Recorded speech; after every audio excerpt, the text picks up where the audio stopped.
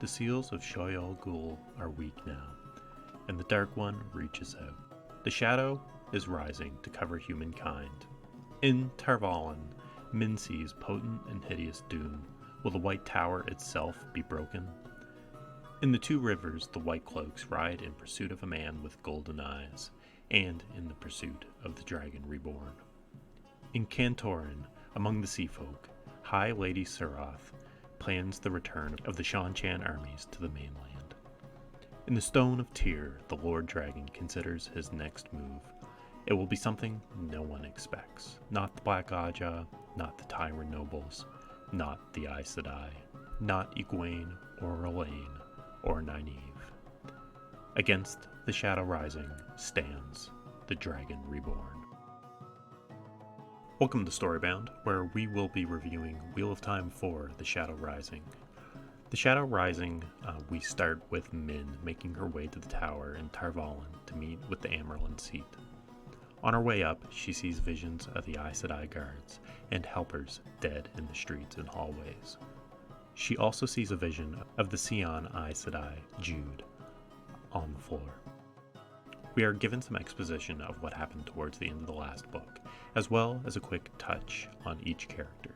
This is done in a really good way via both the Min character and Elaida of the Red Ajah, who remembers her encounters with the party, and how she wants to stop the Amyrlin before she destroys the tower. Dane Bernhold, an officer of the Children of the Light, is searching for Perrin to avenge his father, who he believes Perrin killed. We switch to Perrin and Faile, who are discussing running to be together or staying and fight the fate of him being ta'veren. When his axe takes life, Perrin defends himself and is eventually victorious, throwing it aside as the life fades from the weapon. We swap to Mat, who is gambling, of course, who's chatting people up at a table where we hear Rand is taking them all to war.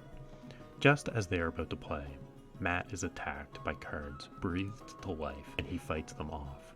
We then sync up with Rand, who has women throwing themselves at him and him not knowing how to deal with it. Egwene leaves, presumably ashamed and embarrassed. However, Rand doesn't end up acting on any of these opportunities and states he has promised to Egwene.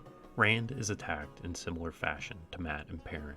Being attacked by movement within the mirrors of his room, he taps the power and shatters the mirrors and extracted reflections of himself from the mirrors and fights them.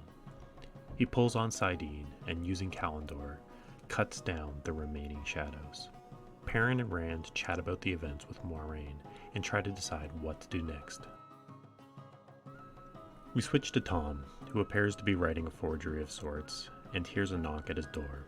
It's Mat, and they argue the merits of leaving or staying, why they find it's hard to leave, being ta'veren or Aes Sedai, and they eventually agree to leave in the morning and place stones through the night. We switch to Egwene and Nynaeve, who are trying to find out if any of the Black Ajah are still in the tower from their former captors, now captives. Moiraine storms out furious at the way Rand has been acting.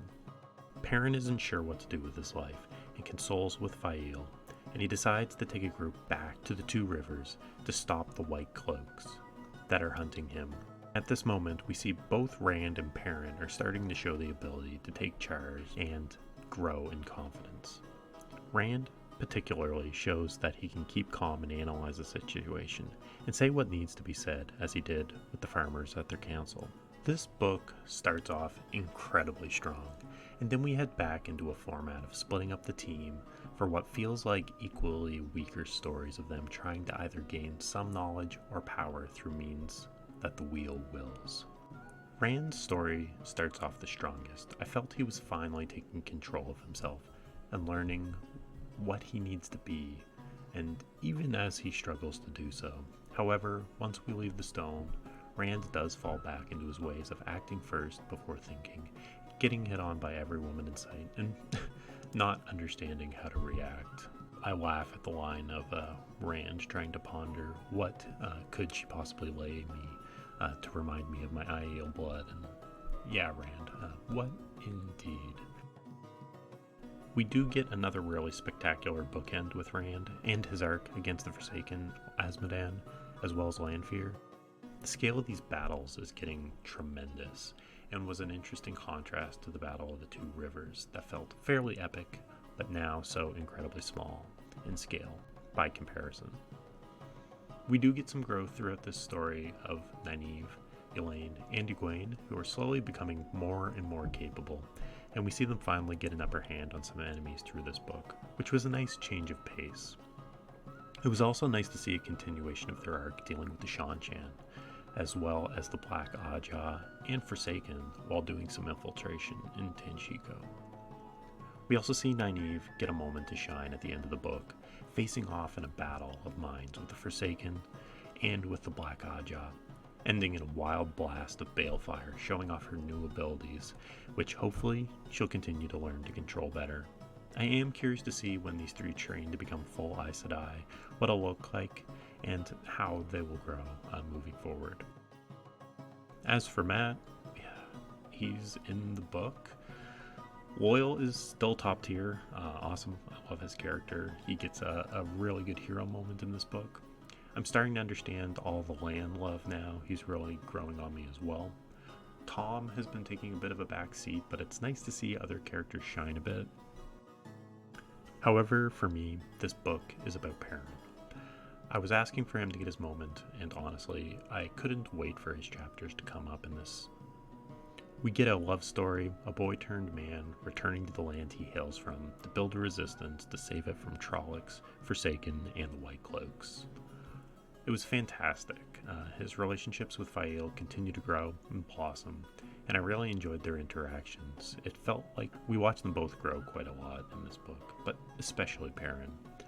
He loses his family, becomes a legend, defends his village, becomes a lord, and discovers his extended family, both in blood, the Two Rivers, and now the one he can hopefully start with Fael. I really enjoyed this one. It's been by far the strongest in the series. It still suffers from some bloating in the kind of 2/4 area. Has an amazing set of intro chapters, an incredible story with Perrin, kind of mixed throughout, some top tier world building that can be sometimes trying to get through, and once again is topped by a world-class climax and ending that Robert Jordan is known for. I think I'm finally hooked, and although I have complained some about the lulls in the book, I do feel after the long-term investment of the 14-book series, I'll be kind of begging for more time with these characters, and will probably appreciate it when the time comes. Coming up, we're going to be digging into Shadow of Gods, Project Hail Mary, and Gideon the Ninth is still on my radar. We have a new Exploring the Cosmere in the works, and should be diving back into Mistborn Era 2 in the next few weeks. Thanks again for watching Storybound. Please like and subscribe, and give me your thoughts in the comments down below. And have a good one.